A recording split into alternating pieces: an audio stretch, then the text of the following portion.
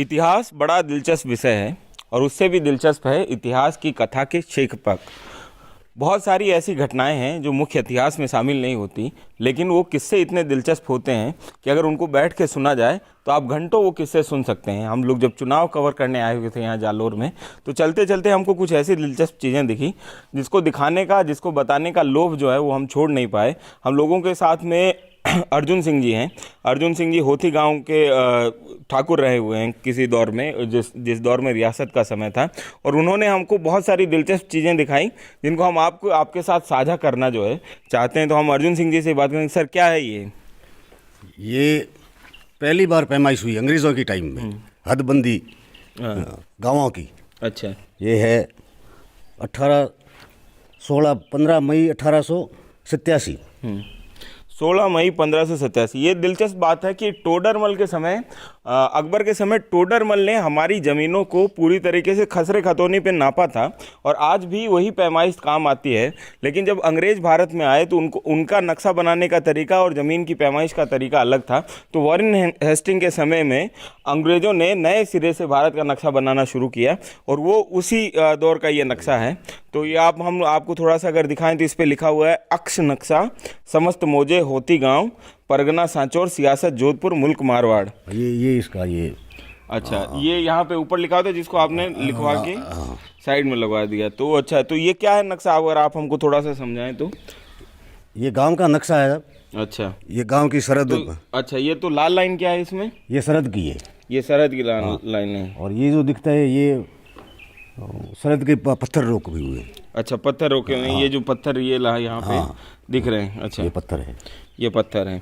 और ये यहाँ पे क्या है, ये चीज़ क्या है, ये भूरी भूरी? ये लूनी नदी है। ये लूनी नदी है। अच्छा, ये आबादी लिखी? आबादी ये गांव है, ये गांव। अच्छा, वो होती गांव है और ये खेत वगैरह का। ये रास्ते हैं। ये रास्ते हैं जो पुराने नक्शे में दिए गए। तो ये इतना बड़ा नक्शा आपको बना के दिया गया। तो ये सर यहाँ पे ये क्या लिखा हुआ? अच्छा, ये यहाँ पे दिया हुआ है कि कौन कौन सा साइन किस किस चीज़ का है। ये सहता, ये सामने जागीरदार थे। हाँ, उनकी मौजूदगी में ये नक्शा बनाया गया था। अच्छा, तो इनका क्या नाम अपन पढ़ सकते हैं? ये जेलैंड हमारे ये बहुत हैदा जागीर। ये मेरे को कुछ ही शब्द समझ में आ रहे हैं, थोड़ा सा पढ़ने में क्लिष्ट है। उस समय की भाषा जो है वो बदल गई थी। जागीरदार साल सिंह, इन्होंने यहाँ पे ट्रांसलेट करके लगाया गया। जागीरदार आसकरण रातोड़ा और छोगा मुक्ता कामदार सरहद मौज गलीवा। हाँ, तो ये सारी चीज़ें यहाँ पे लिखी हुई हैं। उस समय की हिंदी लिखने के तरीके और अभी के हिंदी लिखने के तरीके में बहुत सारी बदलाव आते हैं। हिंदी के साथ में ये अरबी भाषा है। अरबी भाषा भी लिखी हुई है। अच्छा, तो हिंदी और अरबी में बने हुए नक्शे हैं। उर्दू वालों को बताया, उर्दू वालों का ये उर्दू है नहीं, ये अरबी है। अच्छा, ये उर्दू नहीं अरबी है, ऐसा आप लोगों ने जब उर्दू के जानकारों को बताया। तो ये कितने साल से ये नक्शा कैसे आप लोगों को संभाल के रखा हुआ था, किस तरीके से आपने? घर में ही था। अच्छा, घर में था, आपने संभाल के रखा हो, तो बाद में इसको लेमिनेट करा के आपने और सुरक्षित कर लिया। अच्छा, तो यहाँ पे और बहुत सारी दिलचस्प चीज़ें। ये सर ये नक्काशी आप थोड़ी सी दिखाइए, नहीं मैं अगर दिखा सकता। ये भी पुरानी है। हाँ, ये पुरानी बैठक की नक्काशी है ना। 100 हाँ, इसी टाइम बनी। 150-200 साल पुरानी है मतलब। तो अच्छा, ये नक्काशी किस लकड़ी पे बनी हुई है? ये रोहिड़े की है। रोहिड़े की लकड़ी, जो स्थानीय राजस्थान में रोहिड़े की लकड़ी को स्थानीय शीशम की तरह बरता जाता है। बेहतरीन लकड़ी होती है। 19-20 क्वालिटी का फर्क होता है शीशम के जैसे। खुदाई में तो शीशम से भी ये रोहिड़ा, लेकिन इस पे नक्काशी नरम होती है, नक्काशी आसान हो जाती है। तो ये बेहतरीन नक्काशी इस लकड़ी पे की गई है। हमारे पास में और बहुत सारी दिलचस्प चीज़ें यहाँ पर थी। एक वो आपका जो जनाना सवारी है वो भी हम लोग थोड़ा सा देखना चाहेंगे। तो अर्जुन सिंह जी, ये क्या है ये जनाना सवारी? ये बैलगाड़ी पे रखते थे जनानी सवारी के लिए। अच्छा, और औरतें जब कहीं जाती है तो पर्दा नसीब होते हैं, उनके लिए होते हैं। अच्छा, पर्दा नसीब, जो पर्दा है हमारे यहाँ पे बोलते थे। अच्छा, उन औरतों के लिए होती थी। तो बीच में ये जगह जो होती थी इसको बिना जाता था क्या? नहीं, वो तो है ना, उसके ऊपर रखता था। अच्छा, तो जैसे जो सामान्य बैलगाड़ी होती है उसके ऊपर फिट कर देते थे। अच्छा, तो ये कहाँ से आई है आपके पास? ये जसोल से आई सर, मेरे फादर की शादी जसोल हुई थी। अच्छा, अच्छा, जसोल में आपके पिताजी की शादी है, तो आपकी जो माता जी है उसी में बैठ के आई थी? हम इसी में बैठ गए। अच्छा, तो ये बैलगाड़ी पे इस तरीके से पहले बारातों में साधन बहुत कम होते थे? बैलगाड़ी साधन थे मुख्य तो। अच्छा, तो बैलगाड़ी में बैलगाड़ी, ऊँट, यही तो सब। जसोल से यहाँ आने में बैलगाड़ी, क्योंकि बाड़मेर का जो कस्बा है, मानवेंद्र सिंह जसवंत सिंह का गांव भी जसोल है, जो बीजेपी के बहुत जाने माने नेता रहे। मानवेंद्र सिंह ने अभी कांग्रेस ज्वाइन कर ली, बहरहाल वो सियासत की बात है। लेकिन जसोल से यहाँ आने में कितना समय लग जाता है? 4-5 दिन तो लगते होंगे बैलगाड़ी को। बैलगाड़ी को तो कितने किलोमीटर थे यहाँ से 150 के करीब है। 150 करीब है। तो एक दिन में बैलगाड़ी 25 से 30 किलोमीटर का सफर तय करती है। 5-6 दिन का ये सफर। 5-6 दिन का सफर होता था, है? तो उस समय खूब राशन पानी सब लेके चलते थे आदमी, जहाँ रुकते थे वहाँ पे। तो ये आपके यहाँ जसोल में कहाँ से आई थी ये आई थी ब्याणप से। मेरे नानू साहब की शादी हुई थी ब्याणप। अच्छा, हाँ, गुजरात में। गुजरात में। हाँ, वहाँ से आई थी जसोल, और जसोल से आई हुई थी। अच्छा, तो लंबा सफर इसने भी तय किया है, इसने भी बहुत। और फिर वहाँ पे हाँ, ये नक्शे की तरह ये भी पुरानी है। ये भी पुरानी थी। ये किस चीज़ की बनी है सर? हाँ, ये तो शीशम की है।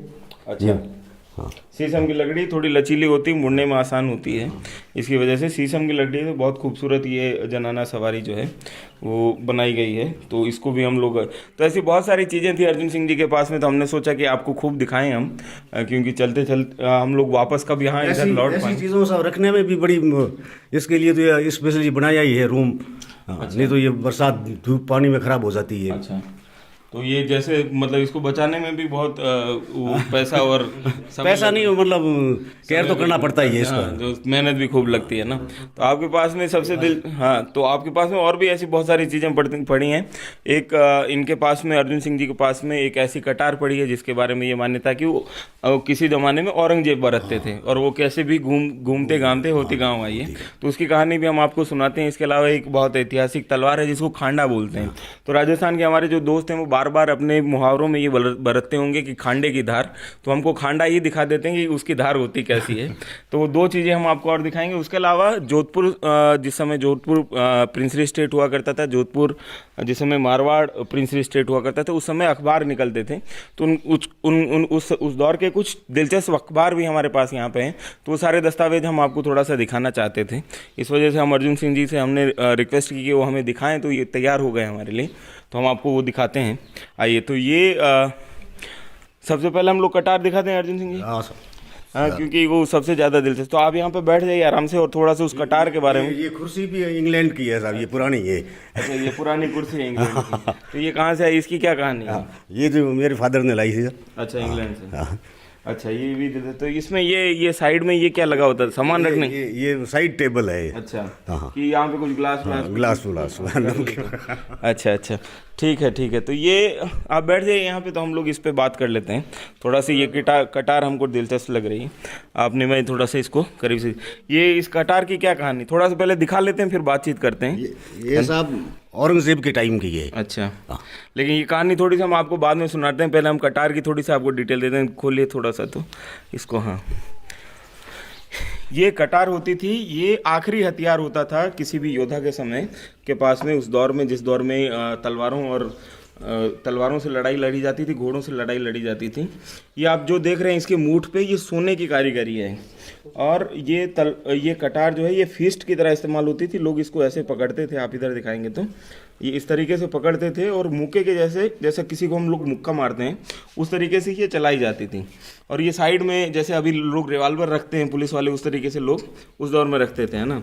तो अर्जुन सिंह जी, इसकी क्या कहानी है इस कटार की? ये सब अंग्रेज औरंगजेब की टाइम की है। अच्छा, हाँ, औरंगजेब ने बरती थी ये कटार। हाँ। तो आपके पास कहाँ, ये होते गाँव कैसे पहुँच गए दिल्ली रियासत से? ये राव बल्लू के पास में थी, फिर चितलवाना से हम जाए होती गाँव, तो हमारे साथ में आई। अच्छा, होती गाँव। तो वहाँ से कहाँ चितलवाना कैसे पहुँची थी ये महाराजा अजीत सिंह जी की शादी हुई थी यहाँ चितलवाना। अच्छा, उन्होंने फिर दी थी ये साड़ा कटारी में। अच्छा, साड़ा कटारी जो एक परंपरा होती। अच्छा, फिर चितलवाना आपकी जब चितलवाना से हम यहाँ आए तो हमारे साथ आई ये कटार भी। अच्छा, ये आपके कटार। तो आपने ये कहा था कि चितलवाना भी आपके परिवार के ही सदस्य जो हैं हम चितलवाना से आए हैं। आए हैं। तो लेकिन ये था कि उस समय आपका जब बंटवारा हुआ तो ये था कि स्वाभिमान की बात हो गई थी कुछ आपके पूर्वजों में, तो वो सिर्फ एक कटार लेके यहाँ पे आ गए थे। क्या वो क्या कहानी थी? ये कहते हैं अच्छा, हाँ, वो खांडा और ये कटार लेके आए थे ये चितलवाना से। दो ही चीज आपने जो है। अच्छा, राव बीका के बारे में भी कहा जाता है कि राव बीका जो राव जोधा से अलग हुए थे, उन्होंने अपना साम्राज्य अलग स्थापित कर लिया था। तो उस समय राव जोधा के लड़के हुआ करते थे राव बीका, जिनके नाम पे बीकानेर का नाम पड़ा है। तो उनको बंटवारे में राव जोधा की एक छतरी मिली थी और वो छतरी लेने के लिए उन्होंने जोधपुर पे हमला बोल दिया था और सिर्फ वहाँ पे उन्होंने कोई लूटपाट नहीं की जब उन्होंने जोधपुर पे कब्जा कर लिया और वो छतरी लेके वो बीकानेर चले आए थे। इस तरीके की कुछ कहानी आपकी भी लगती है हमको। अच्छा, ये खांडा जो है ये तलवार से थोड़ा सा डिफरेंट होता है, थोड़ा सा अलग होता है, इसको खांडा कहते हैं क्योंकि इसकी बनावट जो है तलवार जैसा कर्व नहीं होता है। जो ट्रेडिशनल जो भारतीय तलवारें हैं जिसमें थोड़ा सा आपको कर्व देखने को मिलता है। हम खोल के दिखा दें इसको, है ना? तो आप अगर इसको खोल के दिखाएंगे तो वैसा कर्व नहीं होता, लगभग सीधा होता है। तो ये खांडा इसको बोलते हैं और ये खांडे की धार है। ये इधर से थोड़ा सा अगर आप इसको करेंगे, ये खांडा, ये कितना पुराना है सर? ये भी पुराना है सर। ये पुराना है। ये भी चितलवाना से आए, सब लेके आई थी बात। अच्छा, ये आपकी दो खानदानी निशानियां हैं, ये कटार ये और ये।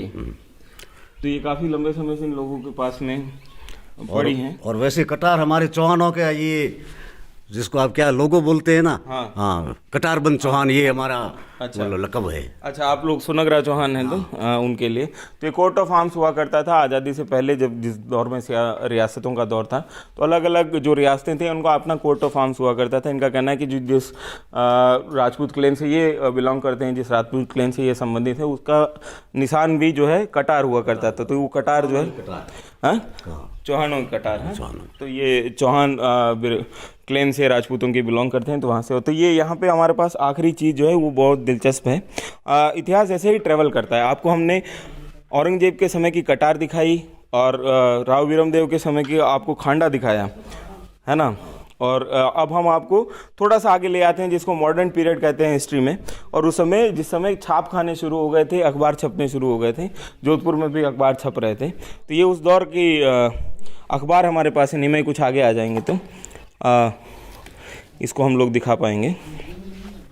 ये मारवाड़ी समाचार साप्ताहिक अखबार हुआ करता था, जिनकी संरक्षक श्रीमती हर हाइनेस महारानी जी श्री भटियाणी जी साहिबा हुआ करती थी। और ये उस समय का इन्होंने अखबार बहुत सुरक्षित करके रखा हुआ है। ये अखबार कब का है? ये बुधवार 17 अप्रैल 1940 का अखबार है।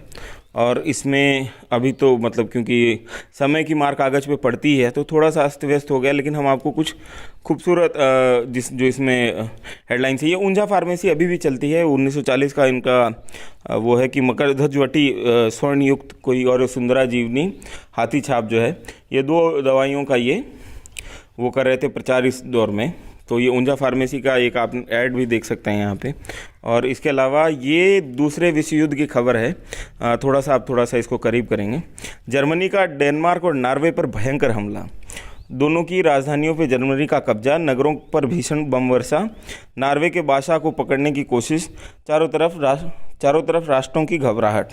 तो ये दूसरे विश्व युद्ध का जो रिपोर्टिंग यहाँ से राजस्थान से खूब, जैसे मारवाड़ लांसर और कछावा होर्सेस जो उस समय के प्रिंसली स्टेट्स की और जो बाकी सेनाएं थी उस समय के जो राजकुमार हुआ करते थे वो ब्रिटिश सेना में अधिकारी हुआ करते थे। GCI और तमाम तरीके की अलग अलग उपाधियाँ होती थी।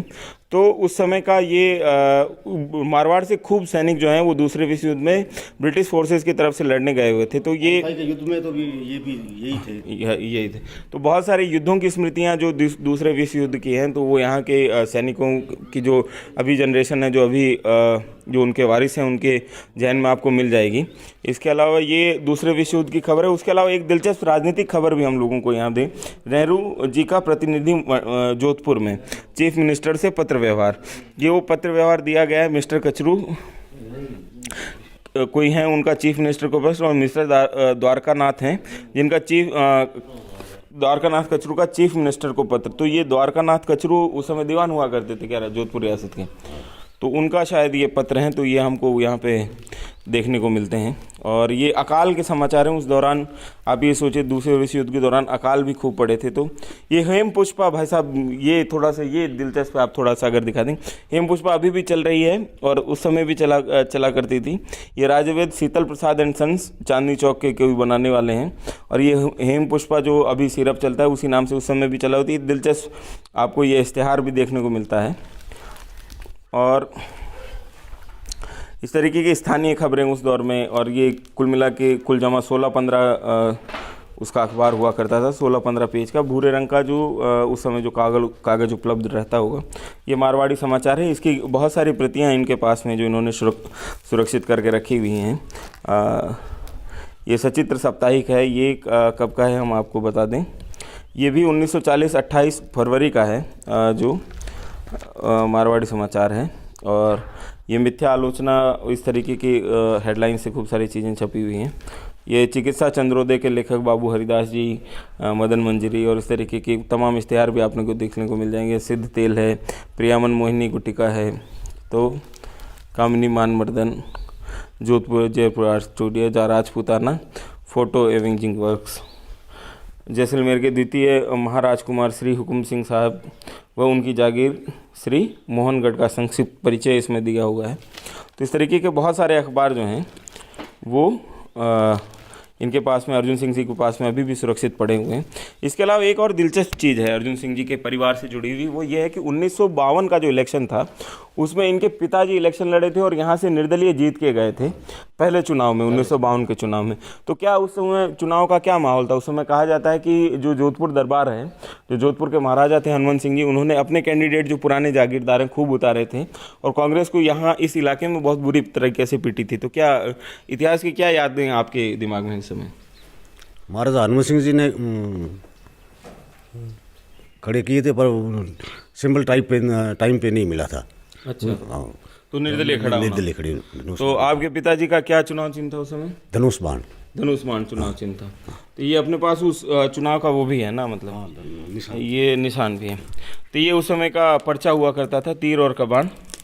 सांचौर निर्वाचन क्षेत्र से स्वतंत्र उम्मीदवार ठाकुर किशोर सिंह होती गांव ने आप वोट दिराव जो, जिन्हों निशान ऊपर मुबज मतलब ऊपर दर्ज है ना, तीर कमान का निशान है। जिन पेटी पर तीर कमान रो निशान होवे उनमें ही आप वोट पानो नोखजो वोट रो पानो नोखजो, सॉरी, मतलब पेटी अलग अलग होती थी उम्मीदवार। उस समय जो हम लोग अभी गुप्त मतदान की बात करते हैं वो उस समय नहीं हुआ करता था। पहले चुनाव में बहुत बेतरतीब तरीके से, हाँ बहुत मेहनत का काम था चुनाव आयोग के लिए, पहली बार चुनाव करवाना है वो भी इतने बड़े देश में, लेकिन उस समय चुनाव बहुत बेतरतीब तरीके से हुए थे। पहले होता यह था कि हमने जो पुराने संस्मरण सुने हैं कि पोलिंग बूथ पे हर गाँव दर गाँव जाके पोलिंग पार्टीज पोल करवाती थी, मतदान करवाती थी, और उसमें होता यह था कि लोग रस्से खींच देते थे और बोलते थे कि इसके समर्थक इधर आ जाओ और उसके समर्थक इधर आ जाओ। तो गुप्त मतदान जैसा कुछ होता नहीं था, और हर जो चुनावी पार्टी है उसके सिंबल के साथ में एक उसकी अलग मतपेटी पड़ी होती थी ताकि वोटों को छांटने का काम ना करना पड़े। तो उसमें होता था कि जो मान लीजिए कांग्रेस को वोट देने जा रहा है तो 2 बैलों की जोड़ी का एक निशान जो है, उस समय कांग्रेस का चुनाव चिन्ह 2 बैलों की जोड़ी हुआ करता था, तो उसमें जाके अपना वोट डाल देता था। जो निर्दलीय विधायक जैसे इनके पिताजी किशोर सिंह जी का था कि तीर और कमान था, तो उसकी एक अलग मतपेटी पड़ी होती थी, उसमें जाके वोट डाल दिया जाता था। तो ये इश्तिहार जो है वो यही बात कह रहा है, जो उनका ये जो चुनावी पर्चा है ये वही बात कह रहा है ना। इसके अलावा उनके निर्वाचन का, अच्छा ये तो राजस्थान विधानसभा, ये उनके निर्वाचन का वो है गैजेट का जो सर्टिफिकेट जो है वो है, और ये तमाम तरीके के उनको ही उनके रिलेटेड दस्तावेज है, उनकी फ़ोटो भी इधर लगी हुई है। तो उस चुनाव के बारे में अर्जुन सिंह जी से बात करेंगे और फिर यहीं पे हम लोग अपनी बात खत्म कर लेंगे। अर्जुन सिंह जी, उस चुनाव में क्या जोधपुर दरबार में कितने कैंडिडेट उतारे थे मारवाड़ रीजन में? 36 थे करीब। और जीते कितने थे उसमें से? 2 ही हारे थे, वो भी दरबार के कैंडिडेट थे, उनके आपसी लड़ाई थी। एक तो बाड़मेर में थी पदम सिंह और नाथू सिंह की। अच्छा, वो आपस में दोनों कोई जीते तो आप, एक तो पदम सिंह जी हार गए थे, नाथू सिंह जी जीते थे। अच्छा, तो 36 में से कुल जमा 2 कैंडिडेट हारे थे, 34 कैंडिडेट जो हैं वो जोधपुर दरबार ने जो कैंडिडेट उतारे थे हनुमंत सिंह ने, उनके जीते थे। तो इस इलाके में, मारवाड़ के इलाके में, जहाँ से जयनारायण व्यास आते हैं, जो कि पहले निर्वाचित, टीकाराम पालीवाल पहले निर्वाचित मुख्यमंत्री थे। टीकाराम पालीवाल के बाद में जयनारायण व्यास बने थे, वो इसी इलाके से आते थे और अंतरिम सरकार के यहाँ पे प्रधानमंत्री रहे थे जयनारायण व्यास, जोधपुर स्टेट में, मारवाड़ स्टेट में। और वो चुनाव हार गए थे, हालांकि अपना दो जगह से उन्होंने पर्चा भरा था, एक तो जोधपुर से भरा था और दूसरा पर्चा उन्होंने आहोर से बना था। और दोनों जगह पे वहाँ के रियासत के जो उस समय के ठाकुर थे उनके खिलाफ चुनाव हार गए थे। जोधपुर का चुनाव वो खुद जोधपुर दरबार उनके खिलाफ लड़ रहे थे, हनुमंत सिंह जी, उनके खिलाफ वो चुनाव हारे थे। तो दोनों जगह से उनको हार का सामना करना पड़े था। और वो उस समय कांग्रेस के सबसे बड़े नेता हुआ करते थे, कांग्रेस का राजस्थान में सबसे बड़ा चेहरा हुआ करते थे, जो देसी